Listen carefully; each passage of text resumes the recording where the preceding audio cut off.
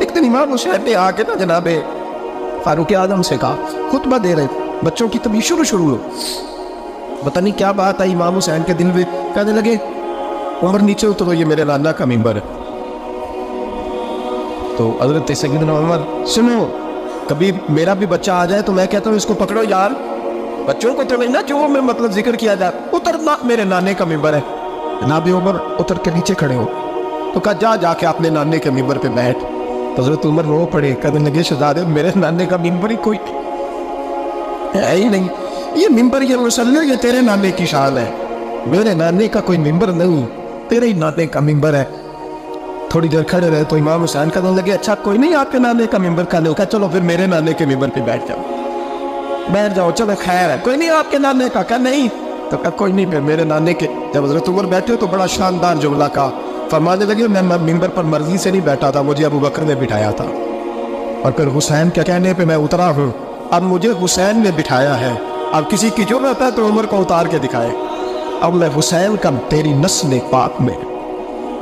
یار کتنی بے شرمی کی بات ہے، لوگ امام حسین کو باغی کہے۔ وہ حضرت امام اعظم ایک باغ میں بیٹھے تھے، شاگرد ساتھ تھے، تو کتابیں بکھری ہوئی تھی، کچھ لکھا جا رہا تھا، بکھری ہوئی تھی کتابیں۔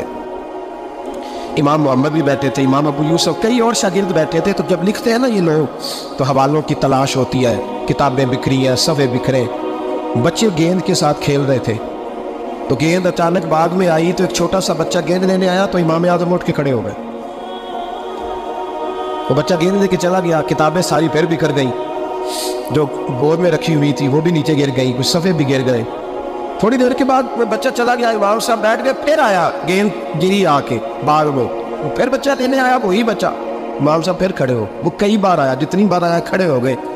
کئی لوگ صبر نہیں کر پاتے، جلد باز ہوتے ہیں آج کل کے شاگردوں کی طرح۔ تو ایک شاگرد بول پڑے، کہنے لگے حضور وہ تو بچہ ہے 100 دفعہ آئے گا، اب 100 دفعہ کھڑے ہوں گے۔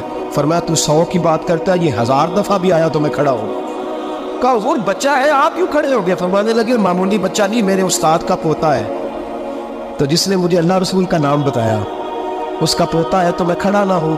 اگر استاد کے پوتے کا یہ ادب ہے تو بتاؤ محمد یلدی کے نواسے کا کیا ادب ہے؟